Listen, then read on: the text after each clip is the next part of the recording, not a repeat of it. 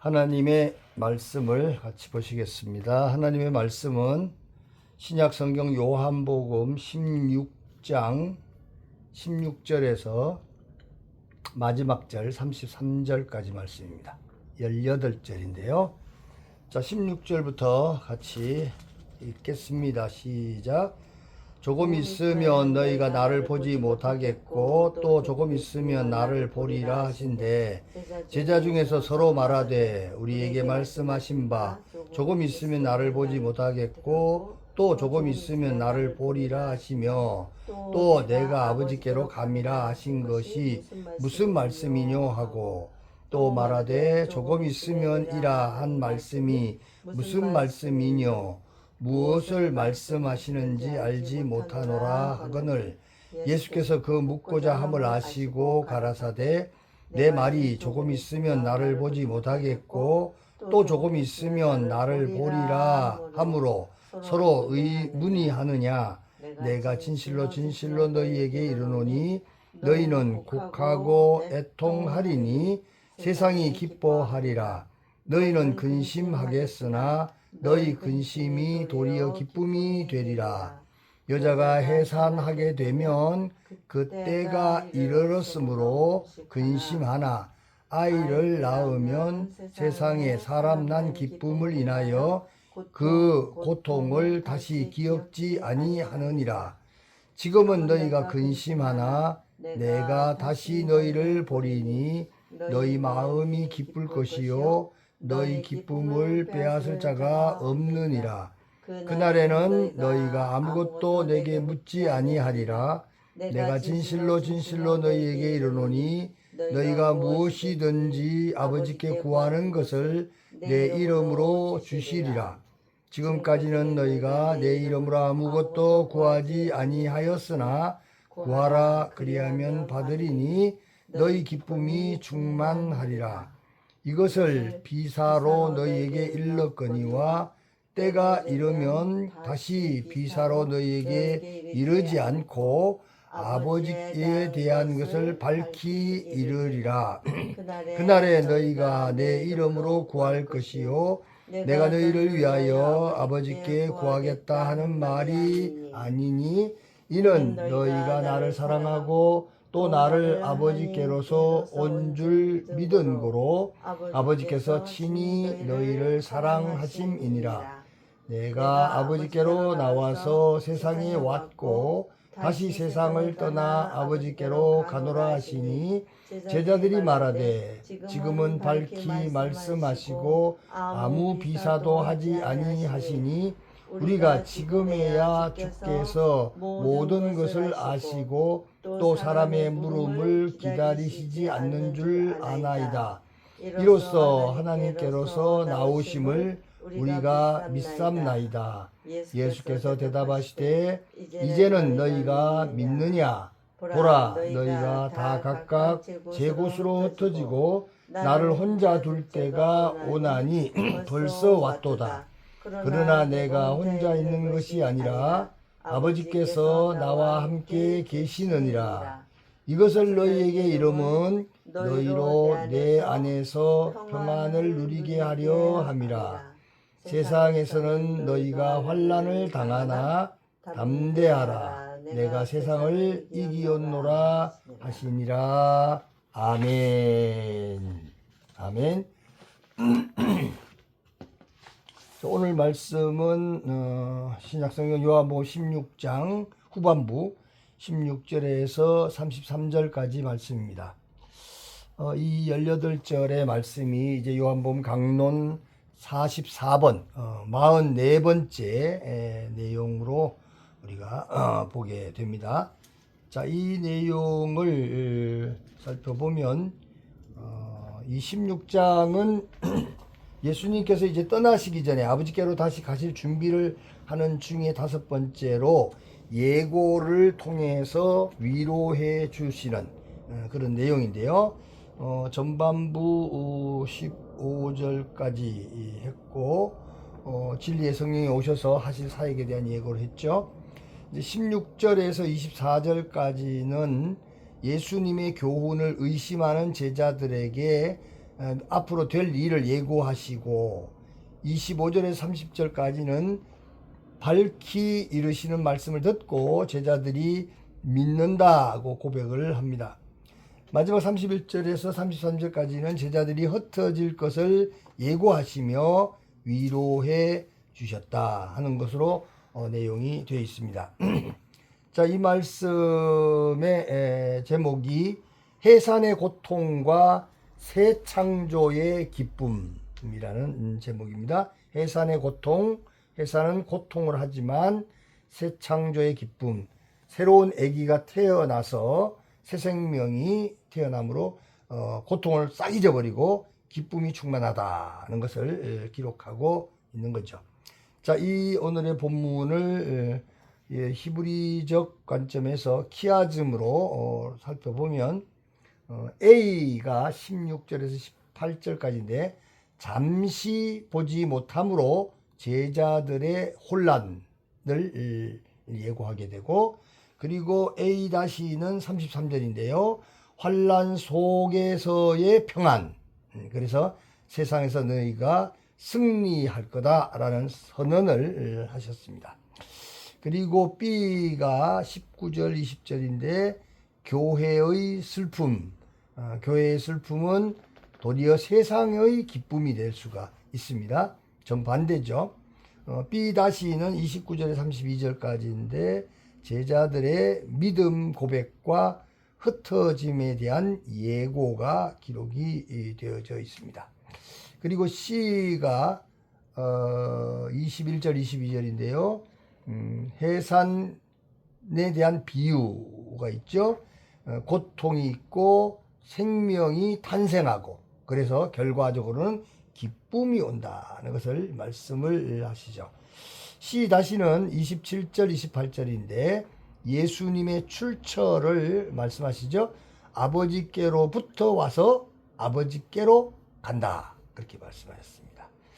자, 중앙에 있는 D는 23절에서 26절까지인데 그날에 아버지께 직접 예수의 이름으로 너희가 마음껏 구할 수 있게 된다라고 약속, 풍성한 은혜에 대한 약속이 기록이 되어져 있는 것을 볼 수가 있습니다. 그래서 해산의 고통과 새 창조의 기쁨이라는 제목으로 이 말씀을 함께 묵상을 해 보도록 하겠습니다. 첫째로 하나님의 구원 언약은 에덴 동산에서부터 시작해서 노아와 아브라함과 모세와 다윗으로 점점 확장되는 듯하지만 결국은 예수 그리스도의 새 언약으로 집중되고 있는 줄 믿습니다. 이 언약의 흐름은 인간의 실패를 따라서 변동되는 것이 아니라 창세 전에 예수 그리스도 안에서 이미 완성되었다라는 말씀입니다. 성경은 하나님의 전능하심으로 완성된 변치 않는 인간 구원 역사의 증언인 줄 믿으시기 바랍니다. 세상 역사는 어떤 진행이 되어져서 어떤 결과가 나오는 것으로 말하지만 하나님의 계시는 이미 창세 전에 완성되어져 있는 하나님의 계획을 이 시간 세계, 공간 세계 속에서 펼쳐나가심으로 점진적으로 우리에게 밝히 보여주고 있다, 이런 말씀이죠. 자, 두 번째로 이런 하나님의 의도를 따라서 요한복음도 태초에 계신 말씀으로 시작하고 있죠. 여기서 말하는 이 태초는 이 시간 세계의 처음이 아닙니다. 이 태초는 영원한 태초인 것이죠. 하나님의 존재성에 대한 태초죠. 그래서 태초에 말씀이 계셨다, 그렇게 함으로써 시작을 했습니다. 이 말씀이 곧 하나님이시며 성육신하신 하나님의 아들이시며 그 안에 이 세상과 비교할 수 없는 영원한 생명이 있었다고 기록했습니다. 요한복음도 하나님의 구원 경륜을 따라서 완성된 구원 언약을 성령님의 감동에 따라 기록하고 있는 줄 믿으시기 바랍니다. 하늘 언약 창고 안에 있는 하나님의 구원 이야기를 사람이 읽을 수 있는 글로 이렇게 섬세하게 하나님이 잘 풀어서 기록하고 있습니다. 오늘의 이 본문은 조금 있으면 너희가 나를 보지 못하겠고 또 조금 있으면 나를 보리라로 시작하는데 제자들에게는 이 말이 굉장히 낯선 말씀이었습니다. 지금까지 이들은 예수님과 함께 먹고 함께 마시고 사역의 길을 걸으며 살아왔는데 이제 볼 수 없는 시간이 온다는 것이죠. 시간의 세계는 처음 만나는 시간과 함께 하는 시간과 이제는 헤어져야 되는 보지 못하는 그런 시간으로 이렇게 구분이 되어져 나타나고 있습니다. 구속사적으로 보면 이 조금의 시간은 매우 중요한 전환의 순간으로서 바로 십자가의 시간이 왔다는 것입니다. 제자들의 생각에는 모든 것이 끝난 것처럼 보일 그런 순간인데 예수님은 또 조금 있으면 나를 보리라고 그 다음을 말씀하십니다. 끝이 아니라는 거죠. 끝인 것처럼 보이는 그 뒤에 하나님의 의도하심, 하나님의 계획하심이 있다. 이런 말씀입니다. 이것은 부활의 시간을 예고하고 있는 줄 믿습니다. 성경에서는 하나님께서 행하시는 구원의 역사가 종종 숨김과 이렇게 가려져서 보지 못하게 때가 돼서 나타내기 때문에 숨김과 나타남의 형식으로 반복하면서 진행됩니다. 하나님은 때로 감추시고 때가 되면 다시 나타나시면서 보이지 않는 영역에서 실제로는 구원의 역사를 준비하고 계십니다. 예수님의 십자가도 바로 이런 시간의 감추임인 것입니다. 감추임인 것입니다. 자, 제자들의 눈에는 패배처럼 보이지만 사실은 구원의 가장 깊은 일을 이루는 시간인 것입니다. 예수님은 계속해서 너희는 근심하겠으나 왜 근심합니까? 눈에 보이는 거, 현상적인 거, 팩트적인 것밖에는 보지 못하기 때문이죠. 그래서 근심합니다. 그러나 하나님의 의도하심, 하나님의 숨겨놓으신 목적은 그 속에 들어있는, 그 근심 속에 들어있는 놀라운 것이 있습니다. 그래서 너희는 근심하겠으나 너희 근심이 뭐로 변한다고요? 기쁨으로 변하리라고 제자들에게 말씀하셨던 것을 믿으시기 바랍니다. 여기서 중요한 것은 단순히 근심이 사라지는 것이 아니라 근심이 본질적으로 기쁨으로 변한다는 것입니다. 예수님은 이런 변화를 설명하기 위해서 21절에 여자가 해산하게 되면 그때가 이르렀으므로 이제 아이를 낳아야 할 때가 오면 막 긴장하게 되고 걱정하게 되는 일이 있죠. 고통이 오죠. 그래서 근심하나 아이를 낳으면 그 고통을 기억한다고요? 기억하지 못한다고요? 기억하지 아니한다라는 해산의 비유를 사용하고 있습니다. 이 비유는 단순히 일상의 경험을 말하는 것이 아닙니다. 성경에서 해산의 고통은 종종 메시아 시대에 탄생하는 과정을 가리키는 상징으로 사용하고 있죠. 십자가는 세상의 눈에는 비극으로 보이지만 하나님의 시선에서는 새 생명이 태어나는 순간이라고 할 수 있습니다. 그래서 예수님은 세상에 사람이 태어났다 함으로 기뻐하느니라고 말씀하셨죠. 십자가의 고통은 단순한 죽음의 사건이 아니라 새 창조가 태어나는, 껍데기는 죽는 것처럼 포장되어 있지만 그 안에서 부활의 새 생명, 새 창조가 태어나는 순간인데 부활을 통해서 새로운 생명이 시작되고 그 생명 안에서 하나님의 백성이 태어나기 때문인 줄 믿으시기 바랍니다. 이것이 바로 복음의 신비인 줄 믿습니다. 세상은 고통을 끝이라고 생각하지만 하나님은 그 고통 속에서 새 생명을 탄생시키는 줄 믿으시기를 축복합니다.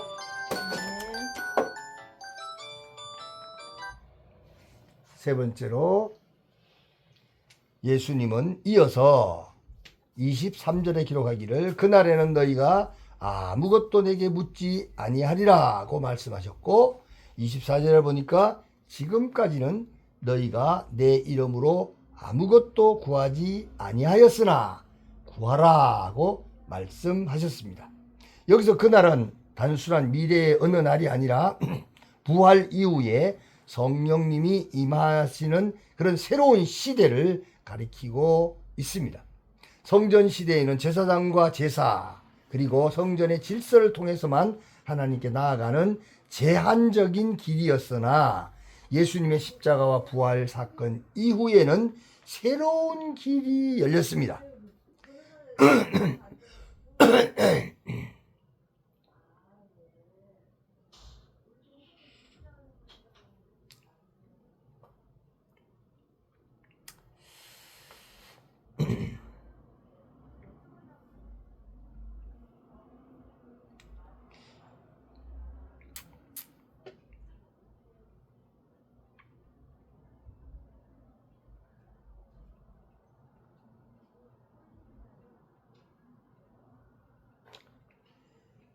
그 길로 바로 예수님의 이름의 길로 길이 되어졌습니다.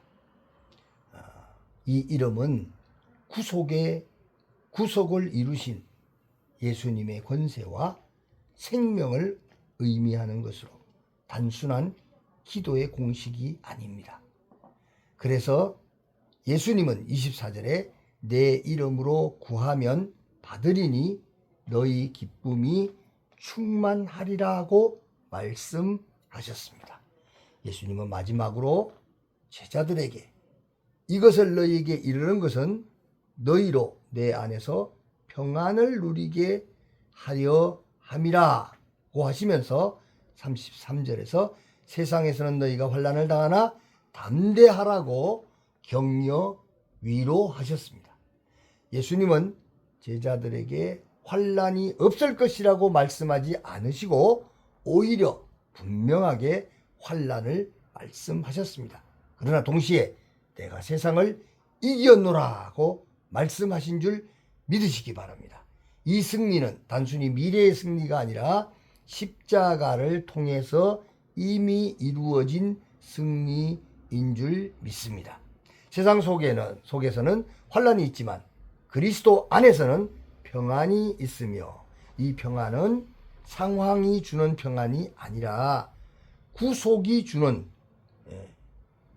새 생명을 얻은 구원의 완성에 들어와 있는 구속이 주는 은혜의 평안인 줄 믿습니다.